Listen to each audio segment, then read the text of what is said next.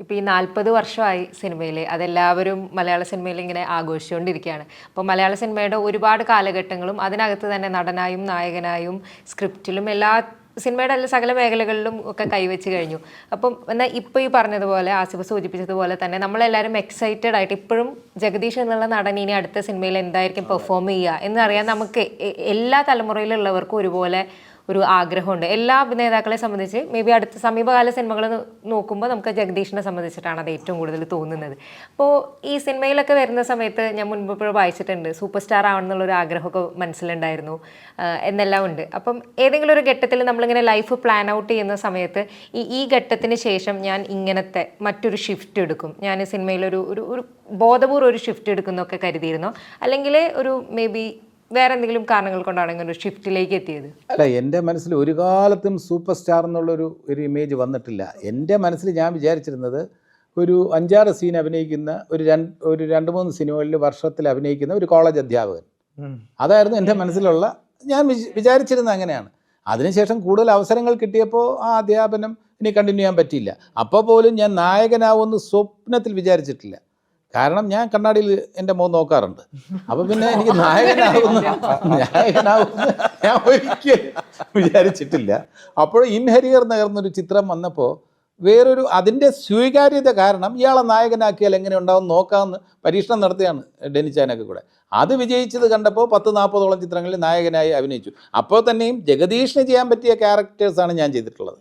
ഇപ്പോൾ സ്ഥലത്തെ പ്രധാന പയ്യൻസിൽ തന്നെ ഞാൻ അത്രയും വലിയ ഒരു സൂപ്പർ സ്റ്റാർ അല്ല, സൂപ്പർ ഹീറോ അല്ലെന്ന് ഡയലോഗ്സിലൂടെ തന്നെ രഞ്ജി പണിക്കർ എഴുതി വെച്ചു. എൻ്റെ ശബ്ദത്തിന് അത്ര ഗാംഭീര്യം ഉണ്ടായെന്ന്, എൻ്റെ ശബ്ദത്തിന് അത്ര ഗാംഭീര്യമുണ്ടെന്ന് നിങ്ങൾക്ക് തോന്നുന്നില്ലായിരിക്കാം എന്ന് പറയിച്ചിട്ടുണ്ട്. കാരണം വെച്ചെന്നാൽ സുരേഷ് ഗോപിയും മമ്മൂക്കയും ലാലും ഒക്കെ സംസാരിക്കുന്ന ആ ഒരു പവറിലോ എൻ്റെ ശബ്ദത്തിന് അത്രയും ഇല്ലെന്ന് രഞ്ജി പണിക്കർ തോന്നിയിട്ടുണ്ട്. അത് ജനത്തിന് തോന്നണ്ടെന്ന് എഴുതി എൻ്റെ പരിമിതി എന്നെ എൻ്റെ ക്യാരക്ടറിലൂടെ അറിയിച്ചിട്ടുണ്ട്. അപ്പോൾ അതൊക്കെ വന്ന് ഭവിച്ചതാണ്. ആ സമയത്ത് തന്നെ കുറച്ച് വെറൈറ്റി കിട്ടിയിട്ടുണ്ട്. ഭാര്യ, സ്ത്രീധനം, സ്ഥലത്തെ പ്രധാന പേയൻസ്, വെൽക്കം ടു കൊടൈക്കനാൽ, ഗൃഹപ്രവേശം, കുറേ വെറൈറ്റി കിട്ടി. അതിന് ശേഷമുള്ളൊരു ഫേസ് എൻ്റെ യഥാർത്ഥത്തിൽ ഞാൻ ആഗ്രഹിച്ച തരത്തിലുള്ള ഒരു റോൾസ് ഒന്നും എനിക്ക് കിട്ടിയില്ല. അപ്പോൾ എനിക്ക് കുറച്ച് ടി വിയിൽ കോൺസെൻട്രേറ്റ് ചെയ്യേണ്ടി വന്നു. കാരണം എനിക്ക് ആഗ്രഹിക്കുന്ന തരത്തിലുള്ള റോൾ കിട്ടുന്നില്ല. കാരണം ഈ ഹീറോ എന്നുള്ള ആ സമയവും കഴിഞ്ഞു, ക്യാരക്ടർ റോളിലോട്ടുള്ള ഷിഫ്റ്റിങ്ങും ആയില്ല.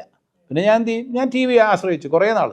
അതിന് ശേഷം ലീല എന്നൊരു സിനിമ വന്നത് എനിക്ക് ഭയങ്കര ഒരു അനുഗ്രഹമായി. ആ ലീല എന്നൊരു പടം വെച്ചിട്ടാണ് റോഷാക്ക് വന്നത്. ആ റോഷാക്കിന് നിസാം ബഷീറിനോട് എനിക്ക് പ്രത്യേകം നന്ദിയുണ്ട്. കാരണം നിസാം ബഷീർ അപ്പോൾ ലീല കണ്ടിട്ട് അതിൻ്റെ ഒരു ചൂട് പിടിച്ച് എൻറ്റയർലി ഡിഫറെൻ്റ് ആയിട്ടുള്ള ഒരു റോളിൽ എന്നെ കാസ്റ്റ് ചെയ്തു. അത് ഫോണിലൂടെ വിളിച്ച് ഡീറ്റെയിൽഡ് ആയിട്ടൊരു നറേഷൻ തന്നപ്പോൾ എനിക്ക് ഭയങ്കര സന്തോഷം തോന്നി. അപ്പോൾ അതിൽ അഭിനയിച്ചു. അതിന് ശേഷം എനിക്ക് കിട്ടിയ റോൾസ് എല്ലാം വ്യത്യസ്തമാണ്. ഇപ്പോൾ റോഷാക്കിലെ പോലീസുകാരനല്ല പുരുഷപ്രേതത്തിൽ, പിന്നെ കാപ്പയിലെ അധോലോകത്തിൻ്റെ ആളല്ല, പിന്നെ ഫാലിമയിലായിക്കോട്ടെ, ഗരുഡനായിക്കോട്ടെ, നേരായിക്കോട്ടെ, അങ്ങനെയുള്ള എല്ലാം ഡിഫറെൻ്റ് ആയിട്ടുള്ള ഗുരുവായൂരമ്പലനടയിൽ പൃഥ്വിരാജിൻ്റെ അച്ഛനായിട്ട് വന്നു. അങ്ങനെ വാഴയിൽ ഇപ്പം ഞാനൊരു അച്ഛൻ ചെയ്തിട്ടുണ്ട്. ആ അച്ഛൻ ഇതിൽ നിന്നുമൊക്കെ വ്യത്യാസം. ഒരു നടനെ കിട്ടുന്ന ഭാഗ്യം എന്ന് പറയുന്നത് വ്യത്യാസമുള്ള റോൾസ് അവനെ തേടിയെത്തുക എന്നുള്ളതാണ്. അത് നമ്മൾ എത്ര ഹാർഡ് വർക്ക് ചെയ്താലും ചിലപ്പോൾ കിട്ടണമെന്നില്ല, ചിലപ്പോൾ വന്ന് ഭവിക്കും. ഇങ്ങനൊരു പ്രോജക്റ്റ് പിന്നെ നമുക്ക് കിട്ടുന്ന ഞാൻ ഒരിക്കലും കരുതിയില്ല. ഇതിപ്പോൾ നമ്മൾ കക്ഷിയമ്മണിപ്പിള്ളയുടെ ആ സമയത്തൊക്കെ ഡബ്ബിങ്ങിൻ്റെ സമയത്ത് നമ്മൾ മീറ്റ് ചെയ്തിട്ടുണ്ട് പയ്യന്നൂർ വെച്ച്, ഇല്ലേ? അപ്പോൾ മീറ്റ് ചെയ്യുമ്പോൾ പോലും ഇങ്ങനെ ഒരു റോളിലോട്ട് എന്നെ കാസ്റ്റ് ചെയ്യുന്നുള്ളതൊന്നും അപ്പോൾ പ്രതീക്ഷയില്ലായിരുന്നു. അതിനുശേഷം വിജയിച്ച് ആ കക്ഷിയമ്മണിപ്പിള്ള എല്ലാ രീതിയിലും ശ്രദ്ധിക്കപ്പെട്ട് ഈ ചിത്രം പ്ലാൻ ചെയ്തപ്പോഴാണ് ഒരു ദിവസം കോൾ വന്നത്. അപ്പോൾ കോൾ വന്നപ്പോൾ ക്യാരക്ടറിനെ കുറിച്ച് കേട്ടപ്പോൾ എനിക്ക് വലിയ സന്തോഷം തോന്നി. ഒന്ന്, ഒരു team of very talented artist like Vijayaraghavan, Asif Ali, Aparna, then Ashokan, പിന്നെ സ്റ്റോറി നറേറ്റ് ചെയ്തപ്പോൾ എല്ലാവർക്കും ഇത് ചെയ്യാനുണ്ട്. ഇപ്പോൾ ഏറ്റവും ടഫ് റോൾ എന്ന് പറയുന്നത് ഇവരുടെ രണ്ടുപേരുടെയാണ്, ആസിഫിൻ്റെയും വിജയരാഘവൻ്റെയാണ്, കുട്ടൻ്റെയാണ് ഏറ്റവും ടഫ് റോൾസ്. കാരണം അതിനകത്ത് ആസിഫ് അച്ഛനാണ്, ദെൻ പിന്നെ ഭർത്താവാണ്, മകനാണ്. ഈ മൂന്നും ഗംഭീരമായിട്ട് ചെയ്താലേ ഈ പടം അതിനനുസരിച്ച് ഈ സിനിമ വർക്കാവും. അതേപോലെ വിജയരാഘവനെ സംബന്ധിച്ചിടത്തോളം മുത്തച്ഛനാണ്, മകനാണ്, ദെൻ വേറെ ഒരുപാട് കാര്യങ്ങൾ സൂക്ഷിക്കുന്ന, മനസ്സിൽ സൂക്ഷിക്കുന്ന ഒരു ഒരു ഒരു ഒരു ക്യാരക്ടറാണ്. അപ്പോൾ എല്ലാവരുടെയും മാനസികമായിട്ടുള്ള ഇമോഷൻസ് പ്രേക്ഷകരിലേക്ക് എത്തിക്കുക എന്ന് പറയുന്നത് ആക്ടിങ് സ്കില്ലെന്ന് പറയുന്നത്. അതിൽ നമ്മൾ പ്രകടമായി എഴുതി വെച്ചിട്ടുള്ള കാര്യങ്ങൾ അഭിനയിച്ച് ഫലിപ്പിക്കാൻ എളുപ്പമാണ്. ഇത് എഴുതി വയ്ക്കാത്ത കാര്യങ്ങൾ ഇതിനകത്ത് അഭിനയിക്കണം. എഴുതി വയ്ക്കാത്ത കാര്യങ്ങൾ, കാരണം മനസ്സിൻ്റെ സംഘർഷമാണ്. അതെങ്ങനെ എഴുതി വയ്ക്കും ആ സംഘർഷം? പലതും അഭിനയിക്കാൻ പറ്റില്ല നമുക്ക്. ഇപ്പോൾ പറഞ്ഞല്ലോ, അത് ആത്മസംഘർഷങ്ങൾ ഒന്നും പ്രകടിപ്പിക്കാതെ പ്രകടിപ്പിക്കാത്തൊരു മനുഷ്യൻ അതെ, കൂടിയാണ് ഭാവത്തിൻ പരകോടിയിൽ പരം അഭാവത്തിൻ സ്വഭാവം വരാമെന്ന് പറയുമല്ലോ. ഭാവമില്ലാത്ത അങ്ങനത്തെ ഒരു അവസ്ഥ വരും. നിഷ്ക്രിയമായിരിക്കുകയാണെന്ന് തോന്നും, അത് കഴിഞ്ഞ് ഓവർ ഇമോഷൻസ് തോന്നും. അത് എന്തുകൊണ്ടെന്നുള്ളതാണ് ഈ പടത്തിൻ്റെ രസച്ചരട്. അത് നമ്മൾ ഡിസ്കസ് ചെയ്യുന്നത് ശരിയല്ല. Why is as if behaving like this? അത് പ്രേക്ഷകർക്ക് ഇതിൻ്റെ ഈ പടത്തിൻ്റെ ഒരു പ്രത്യേകത കൂടുതലൊന്നും ക്ലെയിം ചെയ്യുന്നില്ല. നമ്മൾ ഭയങ്കര പടമൊന്നും പറയുന്നില്ല. നിങ്ങൾ ആദ്യത്തെ 5 സീൻ കാണുമ്പോൾ അടുത്ത 5 സീൻ നിങ്ങൾക്ക് പ്രൊഡിക്റ്റ് ചെയ്യാൻ കഴിയില്ല. അല്ലെങ്കിൽ നിങ്ങൾ വിചാരിക്കുന്നതല്ല അടുത്ത 5 സീൻ. അതിൻ്റെ അടുത്ത 5 സീനും നിങ്ങൾ വിചാരിക്കുന്നതായിരിക്കില്ല. നിങ്ങൾ ഫസ്റ്റ് സീൻ കണ്ടിട്ട് ഇതിൻ്റെ ക്ലൈമാക്സ് ഇന്നതാണെന്ന് ഡിസ്കസ് ചെയ്യുമെങ്കിൽ അതായിരിക്കില്ല. അതാണ് ഈ ചിത്രത്തിൻ്റെ നമുക്കെല്ലാവർക്കും രസകരമായിട്ട് തോന്നിയിരിക്കും. ഓരോ സീൻ അഭിനയിക്കുമ്പോഴും നമുക്ക് തോന്നിയ ഒരു കാര്യം എന്ന് പറഞ്ഞാൽ പ്രേക്ഷകൻ തന്നെ ഇതിലൊരു അന്വേഷണം ഒരു ഭാഗമായിട്ട് മാറും. അങ്ങനത്തെ ആ ടൈപ്പ് ഓഫ് ഒരു നറേറ്റീവിലാണ് നമ്മൾ കൊണ്ടുപോകുന്നത്. പിന്നെ ഈ ഇതിൻ്റെ ഡബ്ബിങ്ങിനെ കുറിച്ച് തന്നെ നമ്മൾ അങ്ങോട്ടും ഇങ്ങോട്ടും ഞാൻ കുട്ടനെ വിളിച്ച് ചോദിച്ചു, ഡബ് ചെയ്തോ, എങ്ങനെയുണ്ട് കാര്യങ്ങളുണ്ട്? കുട്ടൻ എൻ്റെ അടുത്ത് വിളിച്ചു, ഡബ് ചെയ്തോ ജഗദീഷ്, ഡബ് ചെയ്തോ എന്ന് ചോദിക്കണമെങ്കിൽ നമ്മൾ പ്രതീക്ഷ അർപ്പിക്കുന്ന പടങ്ങളെ കുറിച്ച് അങ്ങോട്ട് സാധനം അഭിനയിച്ചിട്ട് അങ്ങ് പോകില്ലേ. പിന്നെ റിലീസ് ആകുമ്പോൾ അല്ല ഇതുപോലുള്ള സന്ദർഭത്തിലാണ് കാണുന്നത്. ഇതല്ല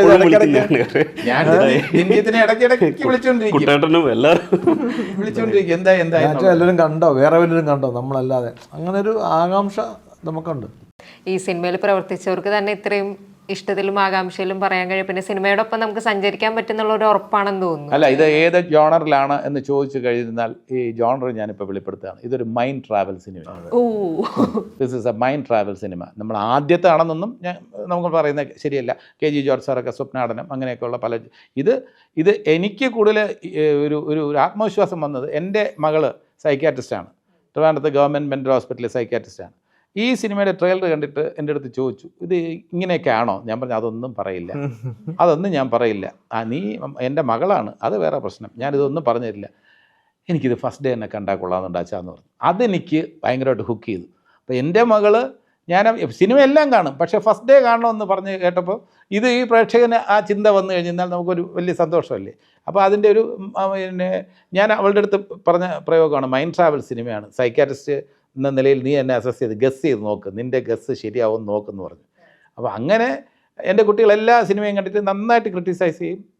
പിന്നെ നല്ലതെങ്കിൽ നല്ലതെന്ന് പറയും, മോശമെങ്കിൽ മോശമെന്ന് പറയും. അപ്പോൾ ഇത് വലിയ പ്രതീക്ഷയോടെയാണ് എൻ്റെ മകൾ പറഞ്ഞത്. അതൊക്കെ നമുക്ക് കൂടുതൽ പ്രതീക്ഷ നൽകുന്ന കാര്യം.